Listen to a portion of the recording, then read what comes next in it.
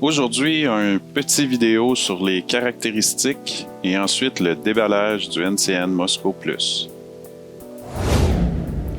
Abonnez-vous à ma chaîne, je vais faire une série de vidéos sur plusieurs réparations mineures ainsi que un peu l'entretien du vélo.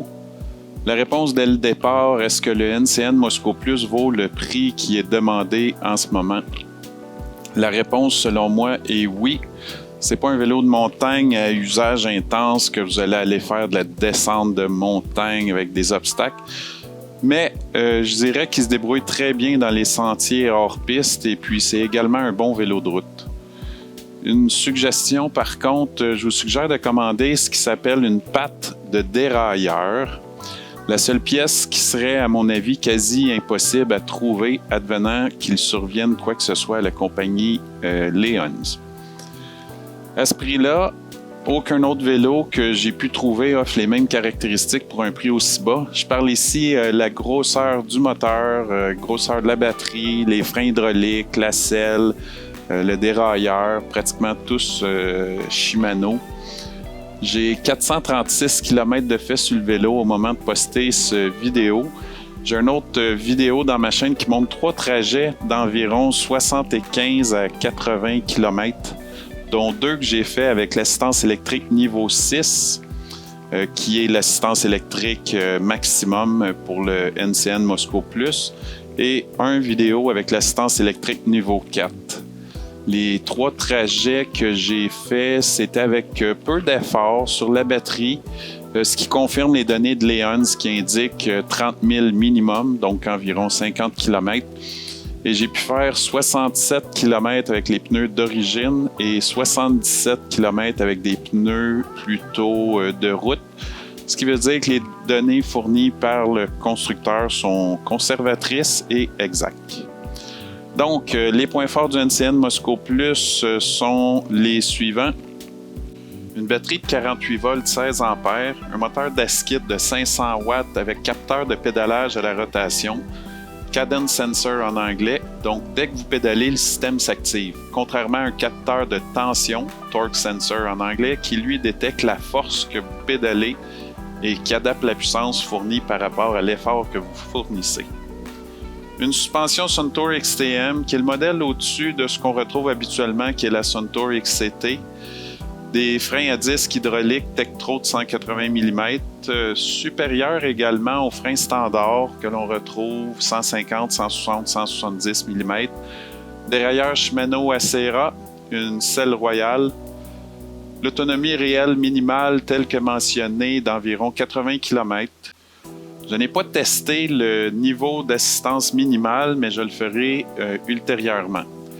Le vélo n'est pas léger avec un poids à la balance de 57 livres avec la batterie et de 49 livres sans la batterie.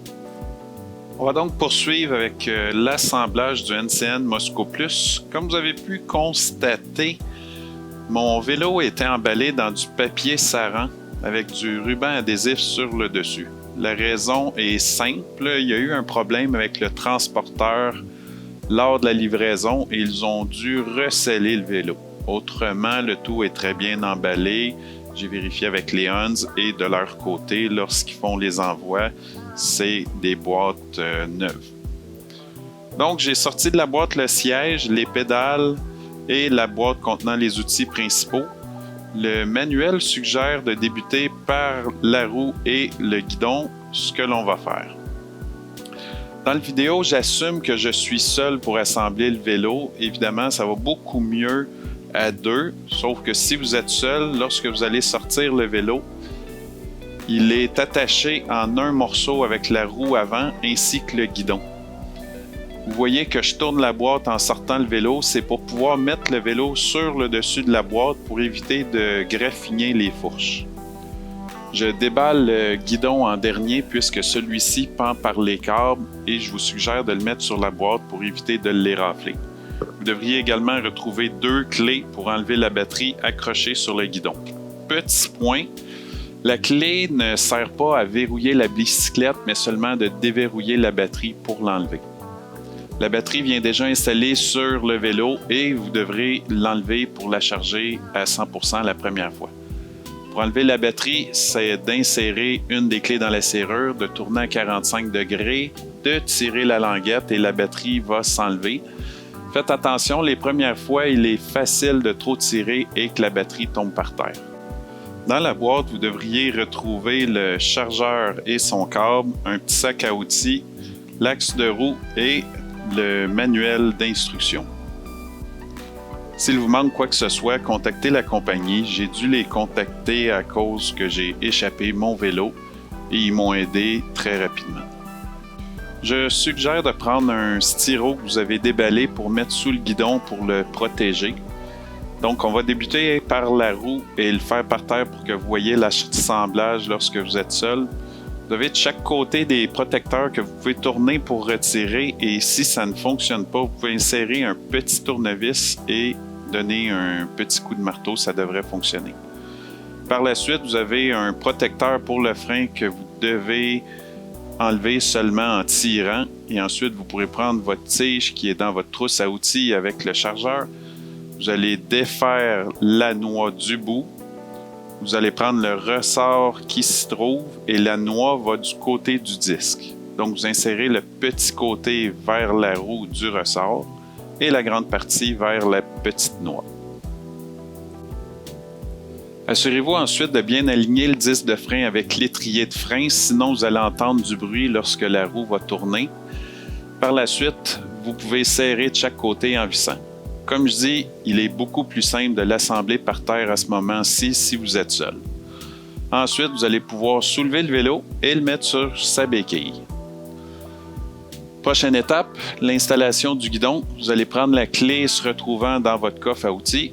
Si vous regardez de la façon que le guidon est fait, vous allez devoir tourner la barre pour que celle-ci se retrouve vers l'extérieur. Vous devez donc dévisser les 4 vis, enlever le support, prendre le guidon, l'insérer dans le support que vous venez d'enlever, bien le centrer, remettre le couvert et bien visser. Je vous suggère de vérifier toutes les vis qui sont près du guidon. J'ai eu plusieurs vis qui étaient pas totalement vissées.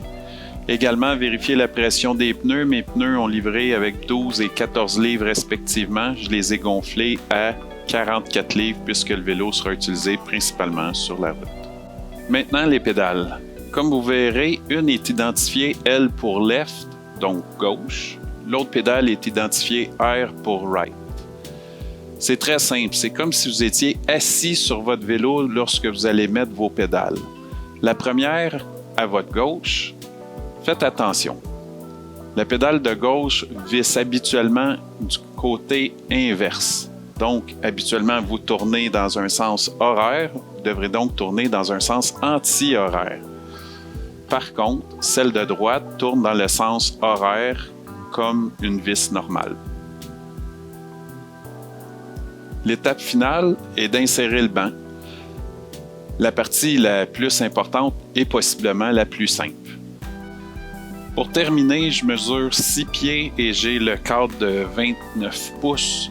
Je dirais à tous ceux qui sont plus petits que 6 pieds de prendre le modèle avec un cadre de 27,5 pouces, sinon ça va être trop grand.